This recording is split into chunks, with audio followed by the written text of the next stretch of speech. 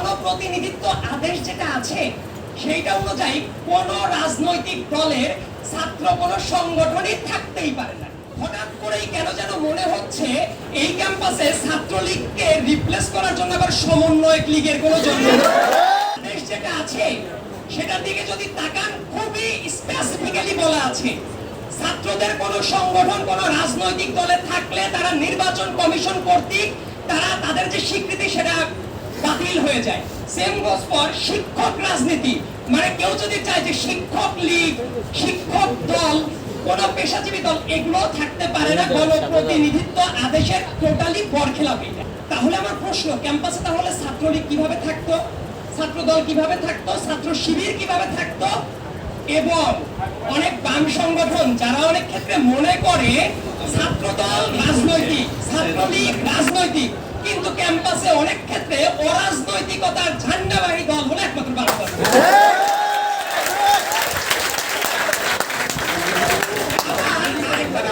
খেয়াল করেছেন কিনা হঠাৎ করেই কেন যেন মনে হচ্ছে এই ক্যাম্পাসে ছাত্রলীগকে রিপ্লেস করার জন্য আবার সমন্বয়ক লীগের কোনো জন্য আমাদের কথার ভেতরে প্রত্যেকটা জায়গায় অ্যাড্রেস করার দরকার আছে। হঠাৎ করে যদি দেখি ক্যাম্পাসে কোনো পলিটিক্যাল দলের ব্যানার দাঁড়িয়ে তারা যখন বলতে থাকবে এই ক্যাম্পাসে ছাত্র দল থাকবে না ছাত্র শিবির থাকবে না, আমার প্রথম কথা ওকে ফাইন, থাকা উচিত না। আমার 2 নম্বর প্রশ্ন হবে তাহলে তোমাদের ব্যানারটা কি ছিল না? তো তাহলে ছাত্র রাজনীতির স্ট্যাটাসটা হলো রাজনৈতিক দলের এই জায়গাতেই সূক্ষ্ম একটা মাইনাস আছে। তারা ছাত্রদেরকে ইউজ করে মাসল পাওয়ার হিসেবে, কিন্তু এই ছাত্রদের দ্বারা যখন কোনো অপকর্ম হয়, যখন আপনার ওয়েডে যখন নিহত হয়ে যাবে, যখন আমাদের এই ক্যাম্পাসের 2 কৃতি মানবিক নেতা ছিল যারা, তারা যখন জাহাঙ্গীরনগর বিশ্ববিদ্যালয়ে গিয়ে বিল্ডিং ওঠার টেন্ডারের টাকা দাবি করে পথ হারাবে, তখন ওবায়দুল কাদের সাহেব এসে আস্তে করে বলবে তারা তো আমাদের অঙ্গ সংগঠন না, এবং এইটা তাদের যে দায় মুক্তি পাওয়ার একটা লুফল আছে এই লিগ্যাল ব্যাপারটা নিয়ে আমি খুব একটা কাউকে কথা বলতে দেখি না। এই জায়গার পরে আমি আরেকটা জায়গায় চলে যাই যে আমাদের ক্যাম্পাসে কি ছাত্র রাজনীতি থাকা উচিত নাকি উচিত না। আমি কনক্লুসিভ কোনো রিমার্কের আগে উভয় সিস্টেম কিভাবে চলতে পারে সেই ব্যাপারগুলো নিয়ে একটু কথা বলব।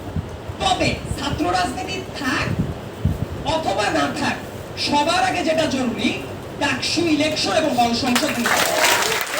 আমাদের এই ক্যাম্পাসে ছাত্র রাজনীতি থাকার চেয়ে সবচেয়ে বড় উপযোগিতাটা কোথায় জানেন?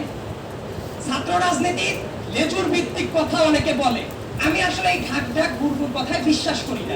একটা সময় যারা বলতো ছাত্র রাজনীতি চাই না দরকার নাই, হঠাৎ করে নিজেদের হাতে সুবিধাজনক অবস্থা আসার পরে এই জায়গাটা অ্যাড্রেস করার দরকার আছে, কারণ কেউই যাতে কোশ্চেনের মুখ থেকে বের না হয়ে যেতে পারে। ফার্স্ট ইয়ারের দিকে যদি আমি চলে যাই, আমার দৃঢ় বিশ্বাস এই জায়গায় অনেকে ফার্স্ট ইয়ারের ছেলে মেয়ে যারা আছে, আজকেও যখন আমি বাইরে দিয়ে আসছিলাম অনেক ফার্স্ট ইয়ারের ছেলেরা তারা একেবারে নতজানু হয়ে হাত পেছনে নিয়ে সালাম দিচ্ছে, তাদের মনে ভয় কি যেন হয়ে যায়। এবং মানুষের ওই যে বলছিল সেলফ সেন্সরশিপের যে ব্যাপারটা, আমরা যে নিজেরা স্বাধীন এবং আমাদের যে স্বাধীন হইতে হবে সেই সেন্সটা কিন্তু দীর্ঘদিন স্বৈরাচারী রেজিমে থাকলে আমাদের সাইকোলজিক্যাল ইনফরমেশন হয়ে যায়। আমরা নিজেরাও জানি না কিভাবে আমাদের স্বাধীনতার দাবিটা তুলতে হয়। এবং হলে যদি সিট পাওয়ার জন্য কারো লেজুর ভিত্তিক কাজ না করতে হয়, সিকিউরিটির জন্য বা অন্য কোনো কারণে যদি কারো তাবেদার না হতে হয়, তাহলে ছাত্র রাজনীতি করার জন্য মানুষের যে টর্চার অটোমেটিক তো থেমে যায়।